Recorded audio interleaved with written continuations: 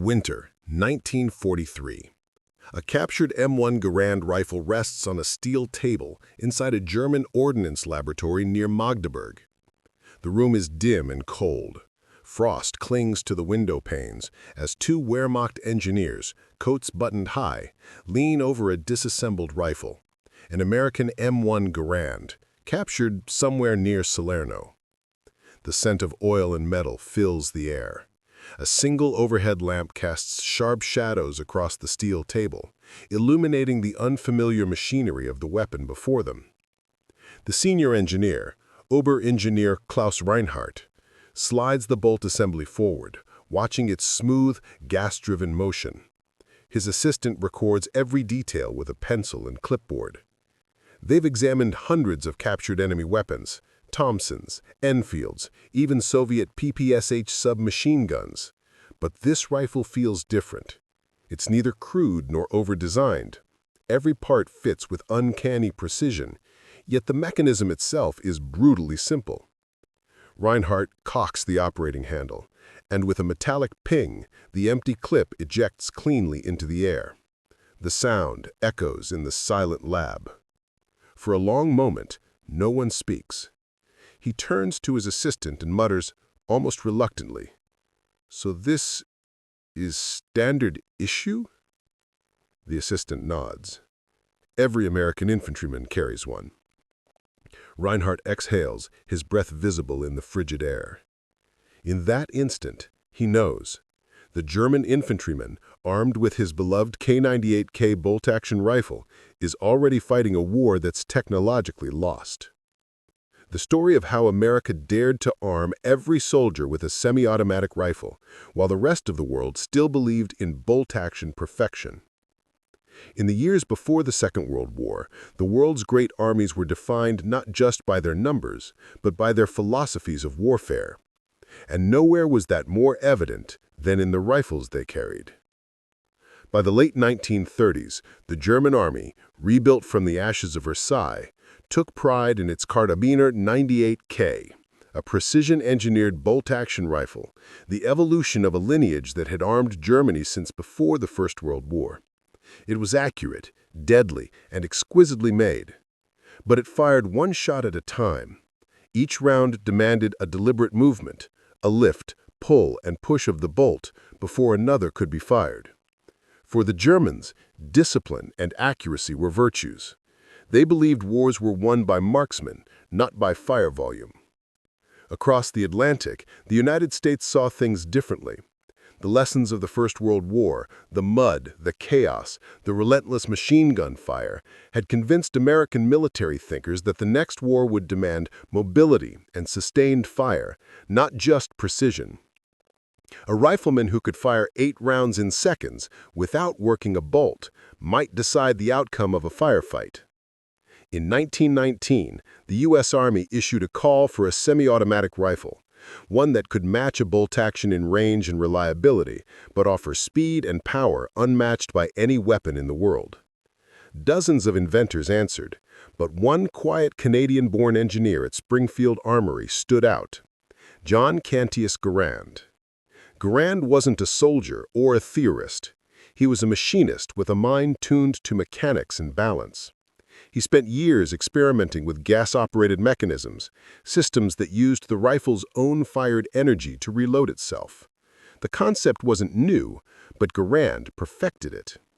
By 1936, after endless trials, rejections, and redesigns, the United States Army adopted his creation as the U.S. rifle, caliber .30 M1, the world's first semi-automatic rifle ever to be issued to every infantryman of a major power. It was a radical decision. Other nations dismissed it as excessive, even impractical. German ordnance officers considered it impossible to mass-produce a gas-operated weapon with the reliability required for frontline warfare. The British stuck with their Lee Enfields, and the Soviets clung to their rugged Mosin Nagants.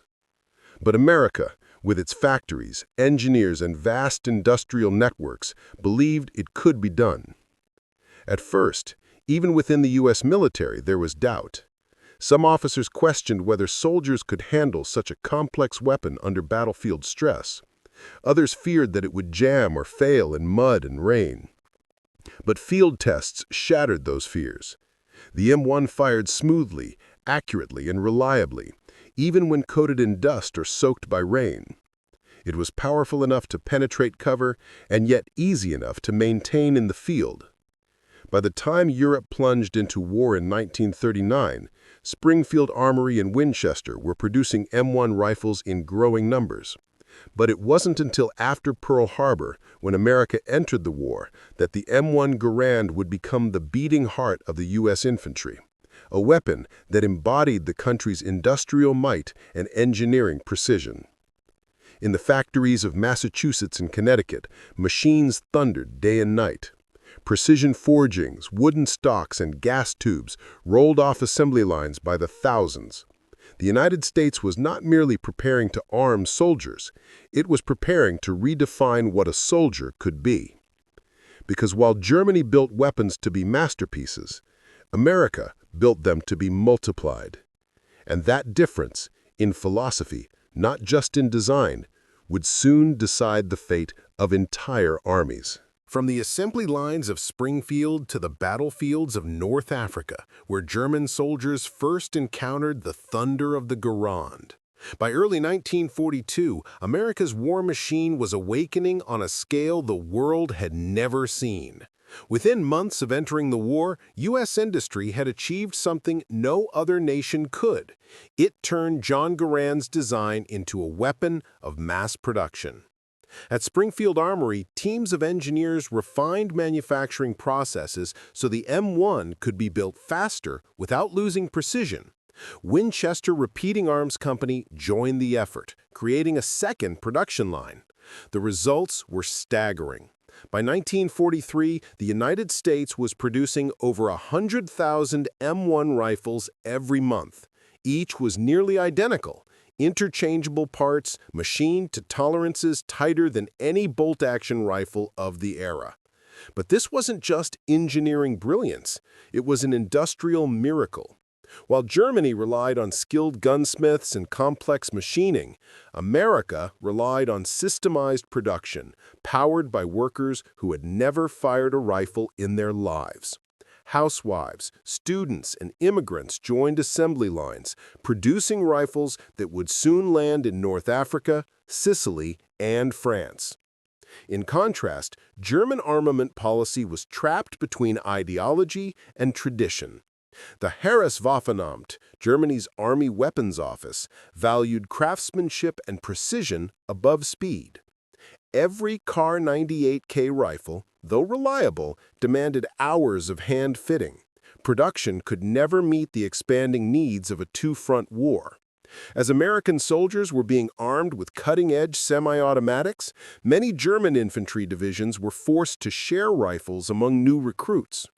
The first major test of the M1 Garand came in North Africa in late 1942. American troops landing under Operation Torch carried this unfamiliar weapon into battle, and it changed everything. The German and Italian troops defending Tunisia had never seen anything like it. In the arid plains outside Kasserine, they faced waves of American infantry whose rifles barked in rapid succession. 8 shots fired almost as quickly as a submachine gun. German patrols initially mistook it for massed automatic fire. Reports from the Africa Corps began to describe enemy riflemen who do not need to reload after each shot. Captured Garands soon began appearing in German hands. At first, they were curiosities, trophies brought back to field workshops for analysis.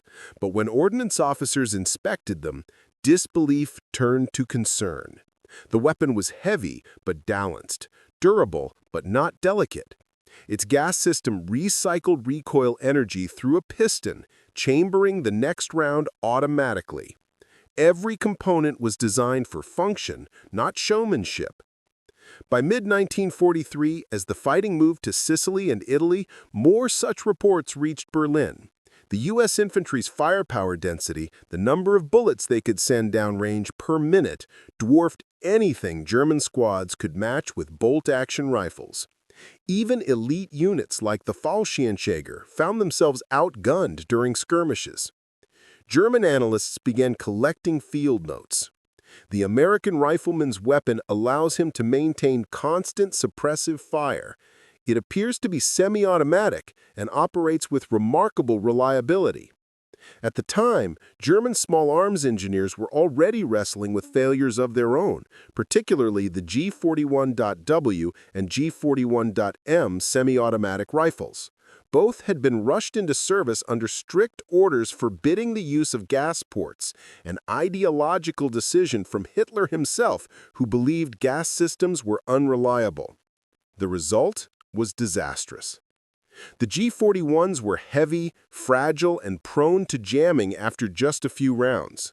So when the first captured M1 Garands arrived at the Heereswaffenamt's testing center, engineers immediately noticed something that defied their expectations.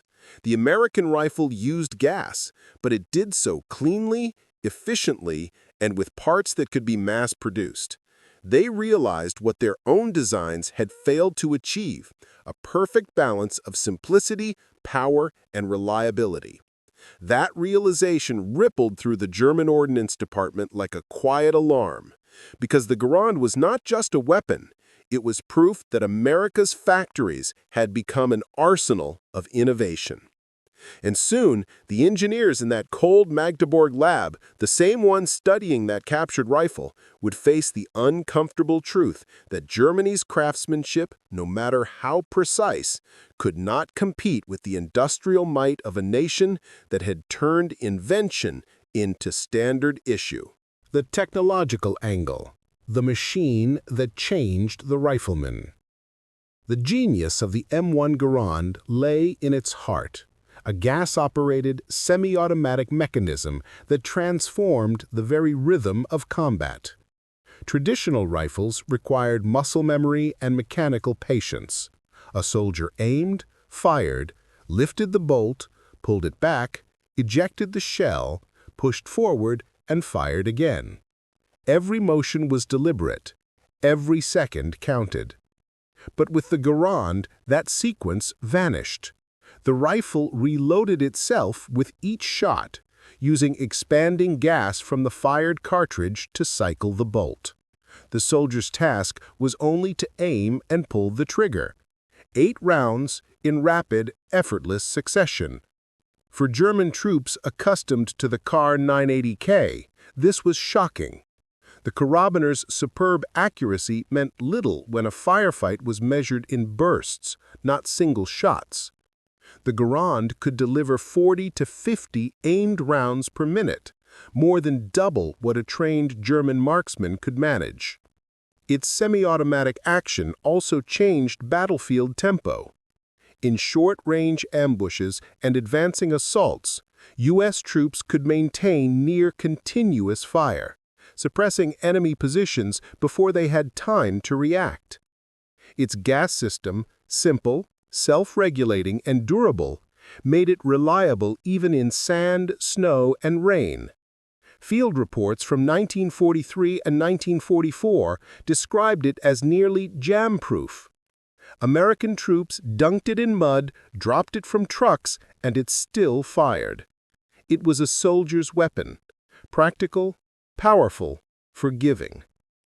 In a war where every advantage was measured in seconds and inches, the M1 gave U.S. infantrymen something priceless: time. The human angle. Confidence in steel and wood. Weapons change wars, but they also change the men who carry them. Letters home from American soldiers revealed something unusual: pride in their rifles. One infantryman wrote from Italy, "The Krauts have their fancy scopes, but we can fire twice before they've even worked their bolt once."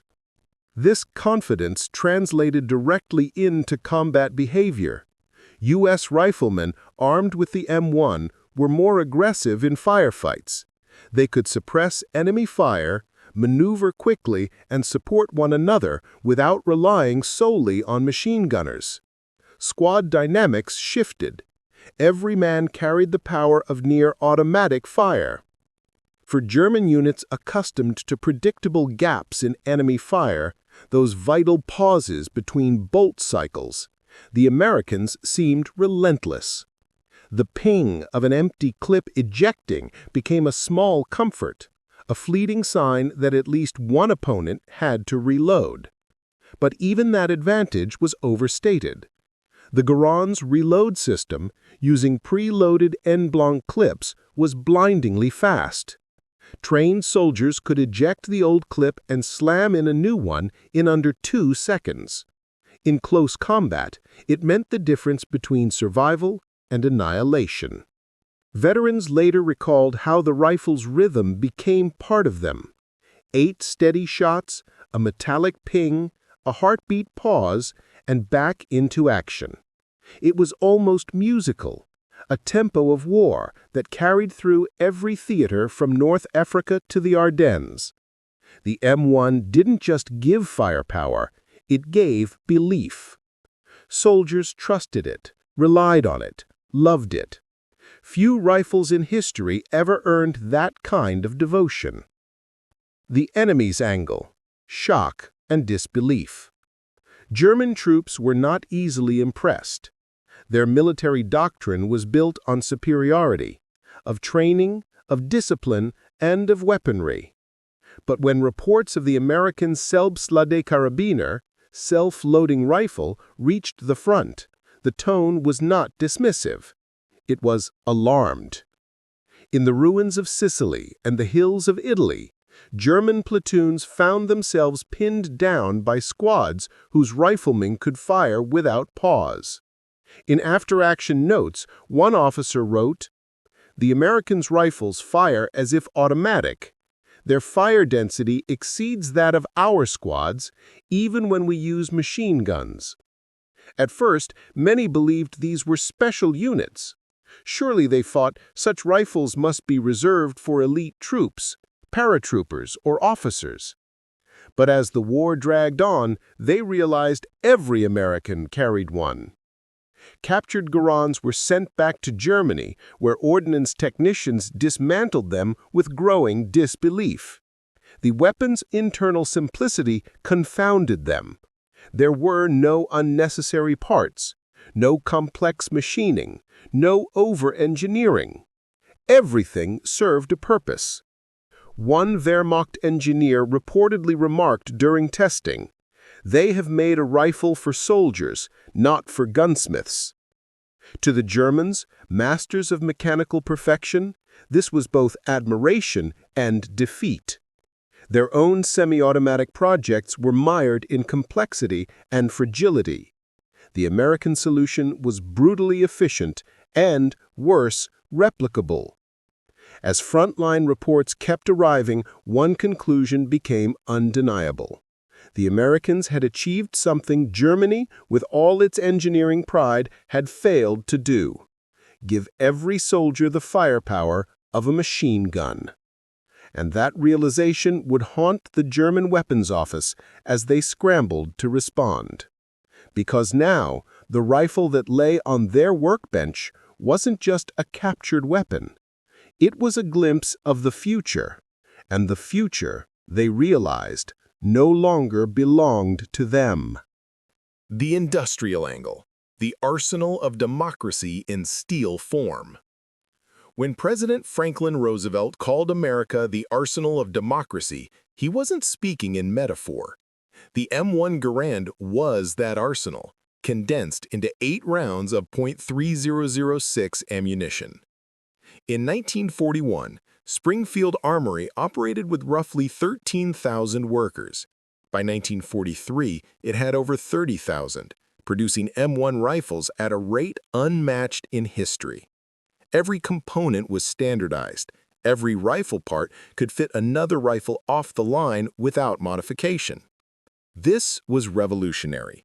Germany's Kar 98K rifles, though beautifully crafted, often required hand-fitting. No two were perfectly identical. But an M1 Garand from Massachusetts could swap its bolt or barrel with another made 500 miles away and still function flawlessly. This meant maintenance in the field was effortless. Damaged rifles could be stripped, mixed, and rebuilt on the spot. It also meant that as U.S. divisions expanded across continents, supply chains stayed efficient. Spare parts didn't have to match serial numbers, they just fit. Meanwhile, German ordnance officers faced an industrial nightmare. Their factories were dispersed under Allied bombing, their skilled labor shrinking. They could still produce quality, but not quantity. The U.S., with its industrial base untouched and roaring, could build a war in months that Germany could not match in years. Every M1 Garand rolling off an American assembly line was a declaration that industrial democracy could outfight industrial dictatorship. It was proof that speed, efficiency, and adaptability could overcome even the most refined craftsmanship. In the quiet of laboratories and on the smoke-filled front lines, that realization was devastating to German engineers, because they understood what it truly meant. Germany's greatest weakness wasn't in the field, it was in its factories. The tactical angle. The squad that redefined modern combat. Before the M1 Garand, infantry tactics across Europe were built around one fundamental truth. Rifles fired slowly. Machine guns were the centerpiece of a squad's power, while riflemen existed to support and protect the gun crew. The Garand shattered that model. With every soldier now capable of sustained semi-automatic fire, the U.S. Army redefined its doctrine. Squads no longer depended solely on the Browning automatic rifle or light machine guns to deliver suppressive fire. Instead, each infantryman became a mobile fire base. German officers noted this in their reports with frustration. In engagements from Normandy to the Ardennes, American squads could unleash volumes of fire that overwhelmed entrenched defenders. What had once required a machine gun team could now be achieved by ordinary riflemen advancing in formation. This changed everything, from how patrols moved to how assaults were timed. American infantry didn't need to pause to reload in unison. They fought in a rolling wave of constant firepower. The effect on enemy morale was profound. German troops described facing American units as fighting against a storm. In close-quarters combat, that storm became chaos, deadly, unrelenting, mechanical. By mid-war, German tactical manuals even began referencing the M1 Garand specifically, warning that American infantry units exhibit sustained rifle fire not typical of conventional formations. What had begun as a simple design choice, a self-loading rifle for every soldier, had now evolved into a new way of war. The rifle had not adapted to the tactics had adapted to the rifle. The psychological angle. When a weapon becomes a message. Every war has its symbols. For the Germans, it was the Panzer tank, cold, disciplined, unstoppable. For the British, it was the Spitfire, elegant, defiant, graceful. For the Americans, it was the Garand, rugged, loud, and relentless. To Allied troops, it symbolized reliability. To German troops, it symbolized inevitability. It meant that wherever they met the Americans, they would face men armed not just with numbers, but with innovation that made every soldier a threat. Captured diaries from German officers often contained quiet admissions of respect.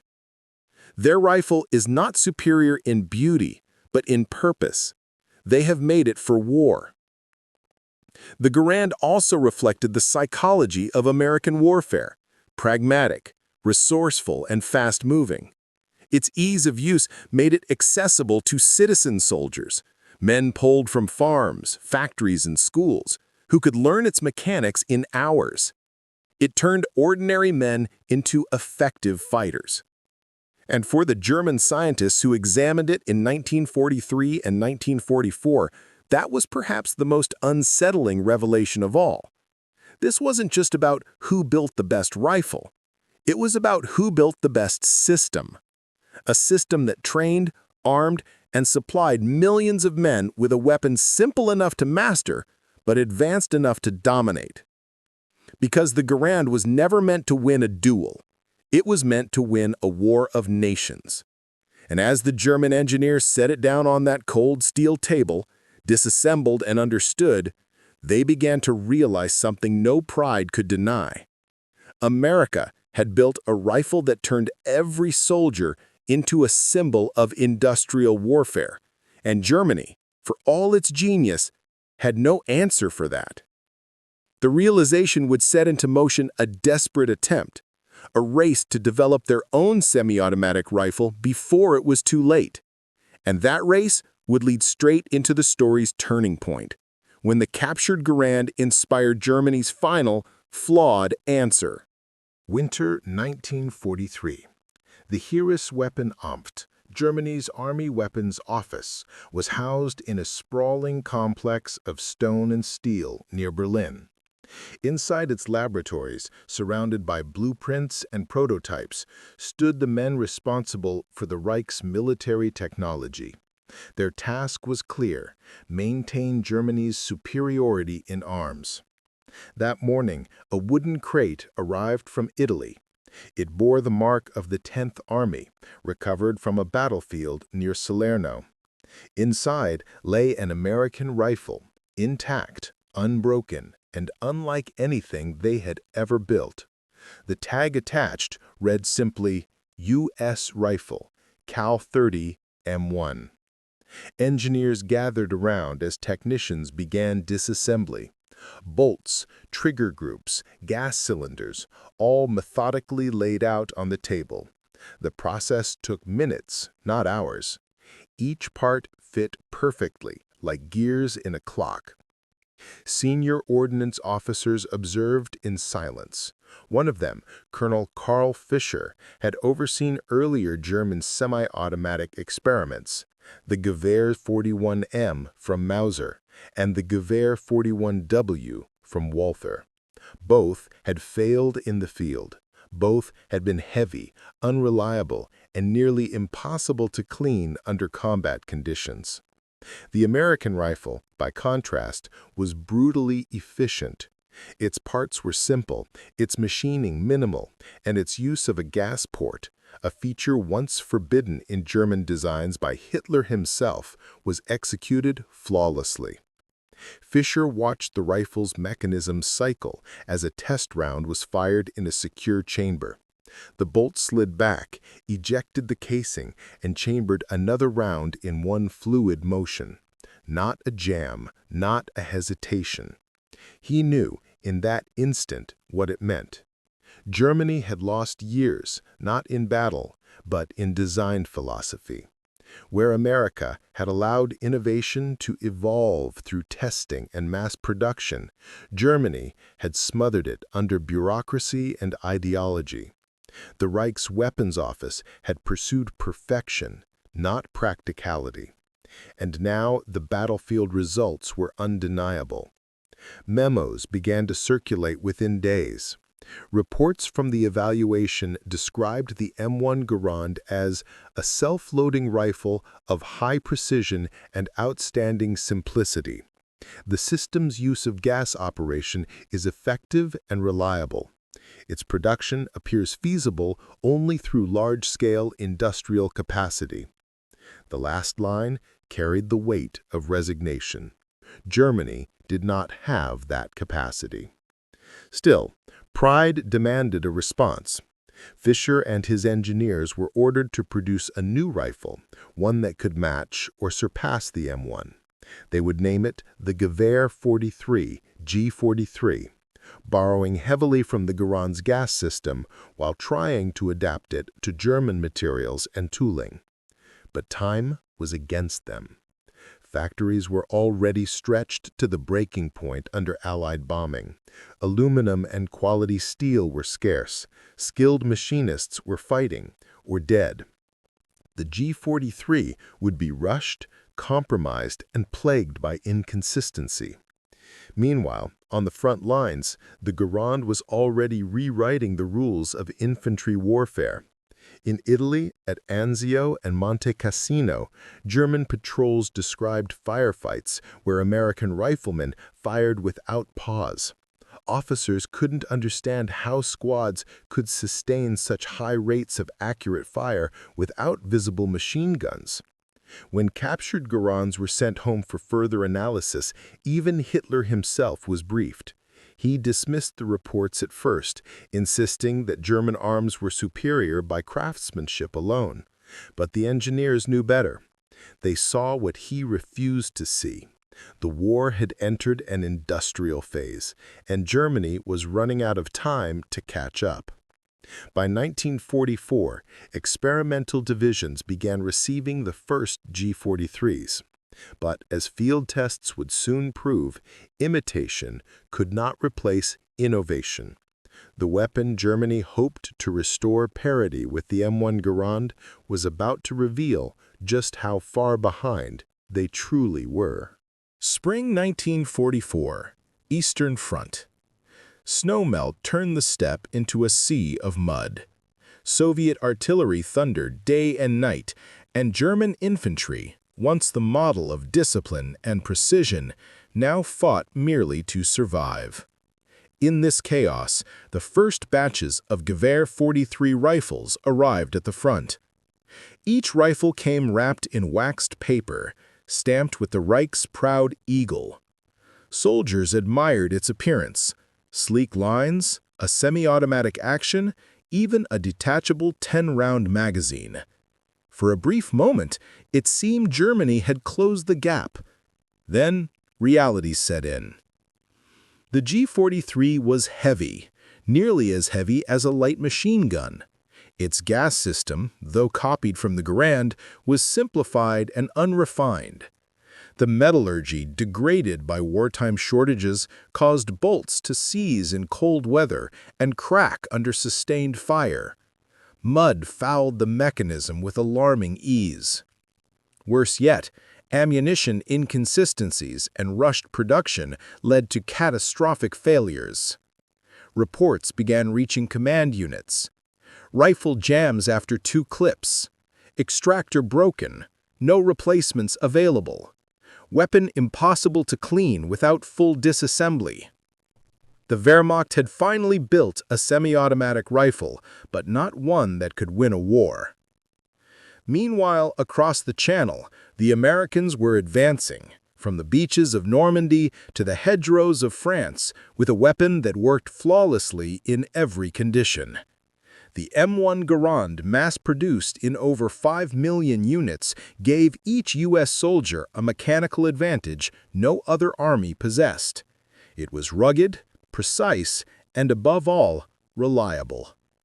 While German riflemen were forced to baby their delicate G-43s, U.S. infantrymen were slamming full clips into Garands and firing hundreds of rounds in combat without a single jam. On the battlefield, this meant one thing: fire superiority. A single American squad could unleash a volume of fire that rivaled entire German platoons. And in engagements where seconds meant survival, the Garand's speed changed outcomes. At Saint-Lô, German machine gunners reported being overrun by riflemen who advanced between bursts of automatic fire, something unthinkable in earlier years. At Hirschgen Forest, captured Germans admitted they mistook the Garand for a light machine gun due to its rapid and sustained fire. Inside the German High Command, the truth could no longer be ignored. The G-43, once heralded as the Reich's answer to the Garand, was failing spectacularly in the field, and by the time it could be refined, the war would be lost. Albert Speer, Minister of Armaments, would later confess, "We were chasing perfection, while the Americans were building efficiency. Our rifles were the best designed. Theirs were the best produced." The irony was inescapable. Germany's engineers had prided themselves on mechanical mastery, yet it was American simplicity that triumphed. By 1945, even elite German units began abandoning the G-43 in favor of captured Garands and carbines. They found them lighter, faster, and far easier to maintain. In the ruins of Berlin, as the Reich collapsed, a handful of G-43s lay discarded beside the very rifles they had been built to defeat. The M1 Garand had not just outgunned the German rifle, it had outlasted the ideology behind it. And when Allied inspectors entered German armories after the surrender, they found shelves lined with half-finished weapons, prototypes, and unfulfilled ambitions, the tragic remnants of a system that mistook complexity for strength. May 1945. Germany lay in ruins. Factories, once devoted to precision weaponry, now stood silent under Allied guard. The smoke of surrender drifted over shattered cities, and among the wreckage, thousands of abandoned Gewehr 43 rifles were gathered, cataloged, and studied by Allied ordnance teams. For the first time, American and British engineers got a close look at what the Germans had built in desperation, and they were shocked by how close they'd come, and yet how far they had fallen short. The Gewehr 43 was not a bad rifle by design. Its lines were elegant, its accuracy respectable, but the cracks in its philosophy were fatal. The obsession with precision machining had made it impossible to mass-produce efficiently. Wartime shortages of high-grade steel turned each weapon into a fragile experiment. In contrast, the M1 Garand represented everything the U.S. had mastered by mid-war: industrial coordination, standardization, and logistical foresight. By the end of the conflict, over 5.4 million Garands had been produced, each interchangeable, reliable, and ready for any battlefield. When the U.S. Army Ordnance Board analyzed captured G-43s in 1945, their reports were clear. Design admirable in concept, poor in execution. Materials inconsistent. Assembly imprecise. Not suitable for sustained field service. The Garand, however, continued to receive praise. British and Soviet officers both admitted privately that the American rifle had fundamentally changed infantry warfare. Even Soviet engineers used it as reference material during the early development of their own post-war designs, studying its gas system and durability under harsh conditions. Even Germany's own surviving officers recognized the truth. General Heinz Guderian wrote in his later memoirs, "The Americans had achieved with their infantry rifle what we could not, a combination of firepower, dependability, and simplicity. Their soldier was better armed, and that advantage multiplied across every battlefield." For the average American soldier, the Garand wasn't just a tool. It became a symbol of confidence, of mechanical trust. Veterans would later say that their rifle felt like an extension of their body. It fired when needed, survived the mud, the rain, the salt air, and always worked when it mattered most. Meanwhile, the remnants of the German arms industry faced grim reality. Their attempt to rival the Garand had drained critical time and resources. The push for a semi-automatic rifle had come too late, with too little coordination and under the crushing weight of Allied bombing campaigns. When engineers were questioned after the war, many admitted that by 1943 they had already realized the imbalance. One former Mauser technician confessed to American interrogators, "We understood the Garand was better suited for war, but we could not change our methods. Germany built for craftsmanship, America built for war." That difference, of mindset, not mechanics, decided the infantry war long before Berlin fell. In the months that followed, as Allied intelligence dismantled Germany's war industries, the M1 Garand continued its service across the world, from the occupation zones of Europe to the mountains of Korea, a testament to American industrial ingenuity. But deep inside captured laboratories, among blueprints and prototypes, Allied engineers found something even more telling. German reports on the M1 Garand, dated 1943. They were detailed, precise, and eerily reverent. In one report, a German engineer had written in tidy script at the bottom of the page, "Dieses Gewehr ist eine technische Überlegenheit." This rifle is a technical superiority. The war had proven him right. In the post-war years, as Europe rebuilt itself from rubble, the lessons learned from captured weapons shaped a new generation of military doctrine. For German engineers now working under Allied supervision, many quietly recruited through Operation Paperclip, the M1 Garand became more than a symbol of defeat. It was a masterclass in design philosophy. When the German Armament Bureau had first analyzed the rifle in 1943, their reports had described it with a tone of disbelief. American rifle, semi-automatic, simple in construction, yet functionally perfect, requires no special tools for disassembly. That simplicity, once marked, became the cornerstone of post-war firearms engineering. The Soviets, who had studied both the Garand and the Gewehr 43, drew critical insights from both. The SKS and later the AK-47 would borrow aspects of the Garand's piston-driven reliability fused with the stamped simplicity that the Germans had struggled to perfect. The British studied it too, noting that the Garand had changed how infantry fought. Instead of slow, deliberate rifle fire, modern combat demanded continuous engagement, controlled bursts, rapid reloading, and sustained suppressive fire. The U.S. Army, confident in its victory, didn't stop there. The Garand became the foundation for the M14 rifle, carrying forward its gas system and mechanical heart into the early Cold War. Even as technology evolved, the DNA of the Garand lived on in weapons like the M1A and M21 sniper rifles, bridging the gap between traditional rifles and the automatic era. But in Germany, the Garand's impact cut deeper, psychologically and philosophically.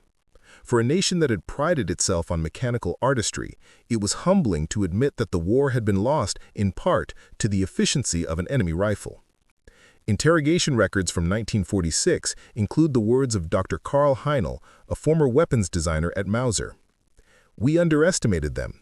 We thought they were crude industrialists, but they built weapons as they built their nation, standardized, democratic, efficient, every soldier equal to the next." That realization reshaped how German engineers thought about design. The post-war G3 rifle, which would become the backbone of the new West German Army, reflected this shift. Reliable, mass-producible, and modular. It was as if Germany had finally learned the Garand's lesson 20 years too late. For the Americans, however, victory had already validated their path. The M1 Garand wasn't just a rifle, it was proof that industrial democracy, where factories worked in harmony and production lines valued efficiency over artistry, could outgun even the most disciplined authoritarian system. By 1950, General George S. Patton's wartime declaration echoed through the halls of military academies worldwide. The M1 Garand is the greatest battle implement ever devised. It wasn't just patriotic pride, it was empirical truth. When German scientists opened a captured Garand in 1943, they saw more than a weapon.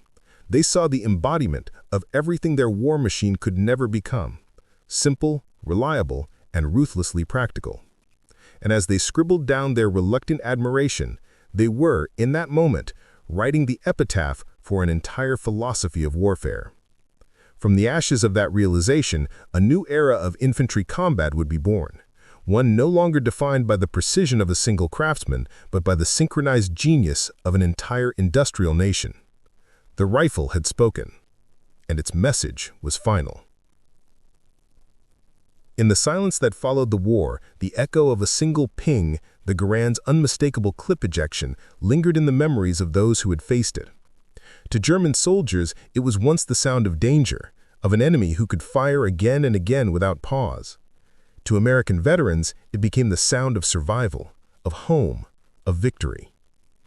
Yet beyond emotion and battlefield pride, the M1 Garand told a larger story, one about the evolution of human ingenuity under pressure. Germany entered the war with unmatched craftsmanship. Its engineers built rifles like fine watches, beautiful, intricate, and demanding of perfection. America entered with a different vision, machines built not for beauty, but for function. The Garand embodied that ethos, a rifle not of artisans, but of engineers and factory workers united in purpose. When German scientists disassembled it and admitted defeat, they weren't surrendering to a weapon. They were acknowledging a truth about modern warfare. That mass reliability had become more powerful than individual perfection. that the nation able to arm millions with uniform precision, not just design brilliance, would command the future of war. The M1 Garand did not just arm an army, it symbolized an era when technology and democracy fused into unstoppable force. From the beaches of Normandy to the mountains of Korea, its steady rhythm became the soundtrack of a world learning that progress, not pride, decides destiny. In the end, when the dust of war settled and the laboratories fell silent, even those who once called it enemy equipment could not deny what it represented. A simple, honest machine, built for every soldier, to fight every battle, and to remind history that sometimes the humblest design wins the grandest war.